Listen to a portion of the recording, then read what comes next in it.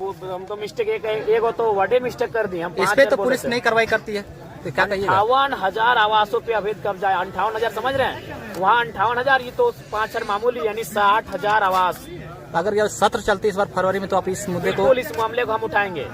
इसीलिए मैं मानता हूँ कि हमारा ये रास्ता थोड़ा सा टेढ़ा है, रास्ता थोड़ा सा लीक से हटकर है, लेकिन इंसान मजबूरी में इन रास्तों पे आता है। ये देखिए, ये आज का पेपर नहीं है, ये कई महीनों नहीं, हमें लगता है वर्षों पुराना पेपर है, जहां स्पष्ट लिखा है, ये इस देश का एक सम्मानित अखबार है, प्रभात खबर में छपा है जी, धनबाद संस्करण में छपा है कि 58,736 आवासों पे कब्जा है, जिनमें तो समझ सकते हैं ये धनबाद का मामला है लगभग 60,000, और यहाँ बोकारो नहीं, सिर्फ बेरमो का मामला है 6,000। फिर बोकारो सेल की बात करेंगे तो ऐसे अनगिनत कब्जे हैं। तो हम हाँ, और एक पेपर दिया गया है, हाँ ये बेरमो वाला, सीसीएल के 5,500 क्वार्टर पे कब्जा है। सीसीएल, ये तो सीसीएल के 5,500 क्वार्टरों पे कब्जा है। तो जो लोग हमें संविधान की पाठ पढ़ा रहे हैं, जो लोग हमें संविधान का ज्ञान दे रहे हैं, उनका ज्ञान इन सब विषयों पे क्यों नहीं है? ये कौन सा संवैधानिक कार्य है? 60,000 आवास पे कब्जा, 5,500 आवासों पे कब्जा, तो ये तो दुर्भाग्यपूर्ण है। बेरमो में, धनबाद में, बोकारो में असंवैधानिक कार्य, बल्कि पुलिस प्रशासन के संरक्षण में असंवैधानिक कार्य हो रहा है। तो अगर कोई संविधान को तार कर रहा है तो संवैधानिक लोग कर रहे हैं। यहाँ पे क्या कुछ मामला है? देखिए, जब हमारी जनता पे समस्या आएगी, हम उठ के आएंगे। 2 बजे रात को भी हम इसीलिए आए थे कि उस समय प्रशासन हमारे जो यहाँ रैयत हैं, ग्रामीण हैं, विस्थापित हैं, उनके साथ दुर्व्यवहार कर रही थी। आप पे आरोप लगाया जा रहा है कि आप अवैध कब्जा कर रहे हैं। हम कब्जा काहे करेंगे जी? हमको इन सब घर में हमको रहने का कोई शौक भी नहीं है, हमको क्वार्टर का कोई शौक नहीं है। हम गांव देहात में रहने वाले लोग हैं, वो गलत तरीके से चीजों को प्रस्तुत कर रहे हैं। यहाँ मामला ये है कि ग्रामीण लोग, चूंकि यहाँ जो ग्रामीण लोग हैं, जो रैयत विस्थापित हैं, ये उनकी लड़ाई है, ये उनके स्वाभिमान की लड़ाई है। यहाँ लगभग 5,500 क्वार्टर ऐसे हैं जिनमें लोग अवैध तरीके से रहते हैं। ये मामला यहाँ महत्वपूर्ण है। तो इसी को लेकर ग्रामीण लगातार आवाज उठा रहे हैं, लेकिन कोई इनकी आवाज को सुन नहीं रहा था। तो ग्रामीणों को हमने ही कहा कि अगर सही रास्ते से सीधी अंगुली से घी नहीं निकल रहा है तो अंगुली को टेढ़ा कीजिए, आप भी क्वार्टर में घुस जाइए। अपने प्रशासन आएगी, मीडिया मैनेजमेंट आएगी, और जरूरत पड़े तो हम भी आएंगे। हमको इन सब क्वार्टरों की कोई आवश्यकता नहीं है। तो दरअसल मामला ये है, 2 बजे रात को कोई यहाँ क्वार्टर कब्जा करने थोड़ी आता है कि दिन में आया। 2 बजे रात को हम आए थे कि पुलिस प्रशासन यहाँ मनमानी कर रही थी। जो यहाँ लड़के थे, रैयत थे, जो विस्थापित लोग हैं, उनके साथ बदसलूकी की जा रही थी। उसी घटना को सुनकर हम रात 2 बजे आए थे, और फिर हम अपना क्षेत्र में चले गए। हम नवाडी में जनता दरबार लगाए, हम डुमरी में जनता दरबार लगाए। हमें फिर सूचना मिली कि फिर एसडीओ महोदय भी आके यहाँ मनमानी करने लगे हैं, तो फिर हम उठ के चले आए। तो यहाँ हम रात को भी आए थे अपनी जनता के लिए, और अभी भी आ रहे अपनी जनता के लिए। ऐसे क्वार्टर की हमें कोई आवश्यकता नहीं है। मतलब जो अभी जो क्वार्टर का मामला आ रहा है, इसमें कहीं ना कहीं आपके लोगों के द्वारा बोला जा रहा है कि विधायक की आवाज के लिए हम लोग को चाहिए। नहीं, ऐसा कोई आवाज नहीं है। लोगों ने, चूंकि देखिए, आप जान रहे हैं कि जब प्रशासन और जब पुलिस सामने आता है तो आम लोगों को पहचानती नहीं है। आम लोगों को लाठियों के साथ उनका मैंने स्वागत करती है। तो इसीलिए हमने कहा था कि अगर आपको जरूरत पड़े तो हमारे नाम का वहाँ इस्तेमाल कीजिए, कोई दिक्कत नहीं है। मतलब ये माना जाए कि अब मामले को जनता तक पहुंचाने के लिए बस आपका नाम इस्तेमाल किया जाए। बिल्कुल नेशनल मीडिया तक पहुंचाने के लिए किए, तो नेशनल मीडिया तक ये मामला गया है। ये मामला पूरे राज्य में, पूरे जिले तक गया है। इस मामले को हाईलाइट करना मेरा मकसद था। चलिए, यहाँ तक ठीक है। ये जो आपका ये जो पहल है, इससे क्या लगता है कि सीसीएल जो अवैध क्वार्टर का जो आप मांग कर रहे हैं, क्या वो खाली करवा? देखिए, हम स्पष्ट कहना चाहेंगे, या तो सीसीएल अवैध क्वार्टर को खाली करे, या तो हम तमाम रैयतों को कहेंगे कि अगर सीसीएल गैर कानूनी है तो क्यों आप क्यों मतलब राजा हरिश्चंद्र बन के बैठे हैं? जितना सक्षम है, जो क्वार्टर दिख रहा है, कब्जा कर लीजिए।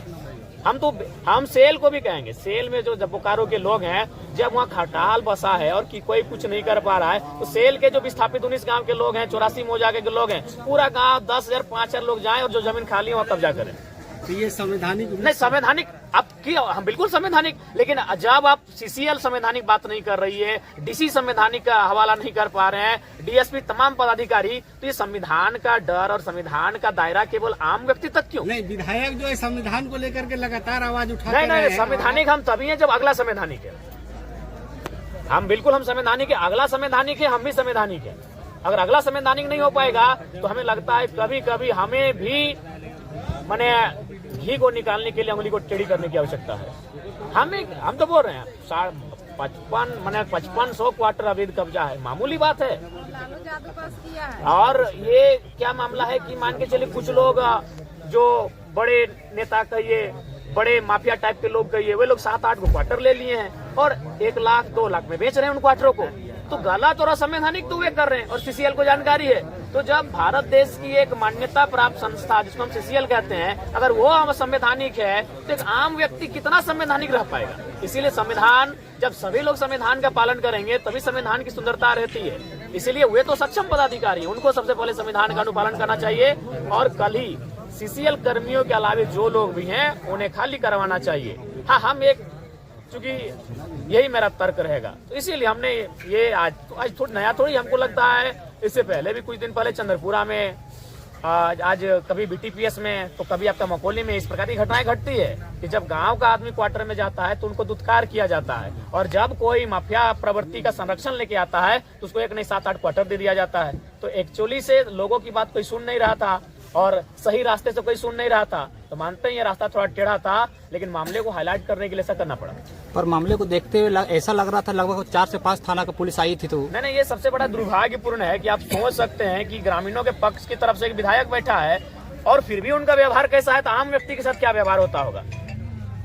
ये कोयलांचल में क्या मनमानी हो सकती है। ऐसे ही नहीं इतने नेताओं का कत्ल हुआ है, उसमें पुलिस प्रशासन का भरपूर योगदान होता है। नहीं समझिए, ठीक है, जनता सही है कि गलत है उसका चर्चा हम बाद में करते हैं। इनकी तरफ से एक विधायक पक्ष लेके आया है तो कम से कम मैनेजमेंट को सामने आके बात करनी चाहिए थी, एसडीएम को आके सामने बातचीत करनी चाहिए थी। विधायक जी, ये ठीक नहीं है, ये उचित नहीं है, आप लाठी लेके पहुंच गए।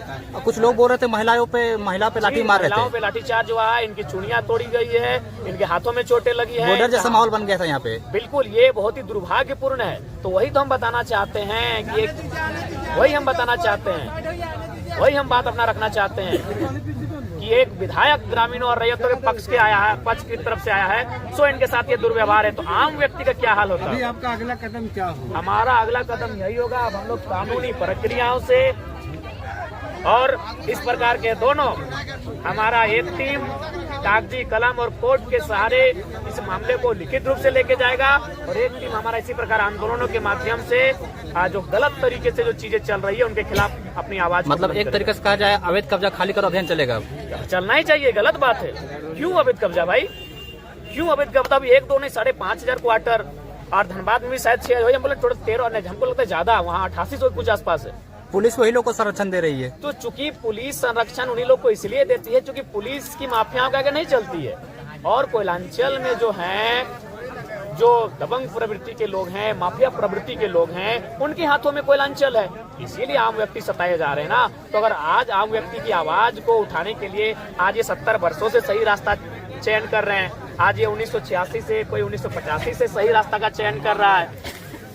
बताइए, हम तो धनबाद का भी ये 58,000